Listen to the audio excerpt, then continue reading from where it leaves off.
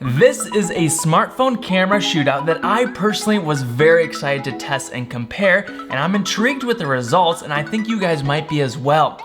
This is the official Authentech camera comparison of the brand new LG V30 versus the Samsung Galaxy S8. Let's jump right in. Starting with some daylight outdoor photo side-by-side shots. Make sure to watch this video in the full 4K glory if you can. This first one will be a blind taste test. On the left, you can see it's a bit tighter field of view. On the right, a bit wider angle. All camera settings are left in default auto. The colors in the sky and the red stop sign look pretty similar, but there's great clarity retained in the clouds and shadow areas.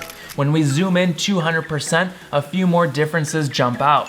Look at all the clarity and sharpness in the white border of the sign, and even in the wall of brick behind it. Which one is which? Well, the LG V30 is on the left and the Galaxy S8 is on the right. Did you guys guess it correctly? Now on each one of these tests, I'm also gonna show you what the crazy awesome wide angle lens looks like on that new V30 versus the standard angle on the S8. I've been really digging this ultra wide angle on the V30. Now onto the next shot, I moved in closer to some tree leaves, and pretty cool comparison here. Again, colors and saturation, white balance, all look pretty close and really pleasant on both in my opinion. I find the background bokeh to be a tad more blurred out on the V30 in this shot, but man, it's super close. Now let's zoom 200% and I've got to give the sharpness to the V30. Just look at all the cool vein details on the leaf. Back to the ultra wide on the V30, and this lens unfortunately does not feature autofocus, and it's slightly lower megapixels, so often these close-up objects will look a bit out of focus, and I'm pretty sure that's because it's set to infinity focus here. So the trade-off here is the super cool wide angle is going to have a lack of image clarity, understandably so. Now this next one's pretty interesting. I think the V30 missed the focus point and went a little bit far, while the S8 autofocused right where I wanted it to, on that grass closer to the lens. Also note the blacks look a bit darker on the V30 in those shadow areas. Zoomed in, you can compare the bokeh and daylight noise differences. Punching back out, honestly, that infinity focus on the V30 looks pretty good next to that autofocus S8 shot. Moving on to the classic close-up flower shot. This one I autofocus both cameras right onto that yellow flower, and that V30 looks way sharper over the S8. Colors and saturation look nice on both. Zooming in, we can kind of see the S8 looks to be blurring and or blowing out some of those yellow details, while the V30 keeps those nice outlines. And again, wide angle V30 versus zoomed out S8, good differences here. Switching to a landscape shot, you should notice the consistent trend. Colors, white balance, and dynamic range look pretty great on both cameras. The V30 field of view is 71 degrees, a bit more narrow than the S8's 77 degree field of view. Zoomed in, I gotta give it to the V30 again though. The quality and sharpness in the grass and the willow tree just simply look better overall. And here again, the ultra wide angle just looks gorgeous on that V30. It's an incredible 120 degree field of view, but of course, quality and resolution just don't look quite as good as the S8. As a final rear facing photo test, one more close up macro shot, the details in the tree bark look way better in the V30 in my opinion. Zoomed in, the sharpness differences become even more apparent. Plus, interesting to see the blurred out background grain similarities. Switch to wide angle shot, the V30 has 13 megapixel versus the S8's 12 megapixel. Very interesting. Now let's switch gears to 4K video comparisons. Some really interesting differences here. Same as before, both shooting default auto settings, 4K 30 FPS. I'm seeing a bit more details in the shadow areas on the S8. Though as a continued trend I've touched on in the past, the Galaxy S8 has this terrible pixel blocking issue. You can clearly see it up in the sky, for example. It honestly ruins my shots sometimes. It's almost like the V30 has it too, but just not as terrible or apparent. Switching to wide angle lens, colors and white balance still look nice on both.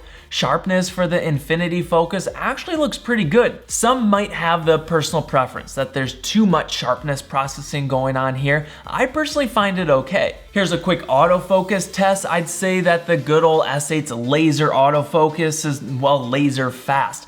And while the V30 is still fast and nails the focus 98% of the time, it's always just a couple milliseconds or frames behind the S8. For one of my favorite tests, here's a side-by-side walking stabilization test. The V30 features OIS and EIS, while I believe the S8 has the same as well. While I'm shooting these at 4K res, sometimes these cameras can't turn on the EIS while capturing full frame 4K video. Honestly, they're both pretty mediocre stabilization in my opinion, with the S8 possibly doing a slightly better job. What do you guys think? Now just for fun, here's a side-by-side versus the new GoPro Hero 6 with LG on the left. And man, look at that amazing image stabilization on the GoPro. It's looking buttery smooth, all on handheld, while the V30 is just so shaky. I can't wait for smartphones to improve their stabilization technology. GoPro has officially raised the bar. Now switching back, I'm using the wide angle lens on the V30, and you can clearly see that there's no OIS on this lens. Very, very unfortunate in my opinion, and one of my biggest gripes with the camera. But hey, that wide angle sure looks cooler on these panoramic shots versus the S8. Both cameras can shoot ultra slow motion, 240 FPS at 720p. Though they both look smooth playback, the resolution quality clearly goes to S8 on this one. And this is a video front-facing camera test on the LG V30, and this is the Galaxy S8. How's walking stabilization? How's field of view? Which one looks wider? How about color, clarity, quality, dynamic range, contrast? How about the colors and saturation? And here's a quick photo comparison on the front selfie cam.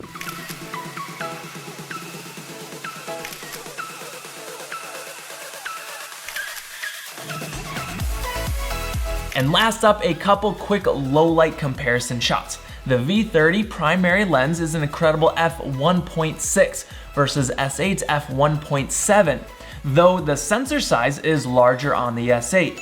I'd say the grain looks much less and better on the V30, though zooming in, that S8 looks in return a sharper image. Wide angle, interesting to see that the color differences, the V30 is leaning a bit more red, while the S8 leans more green. And in this one, we can spot those same differences.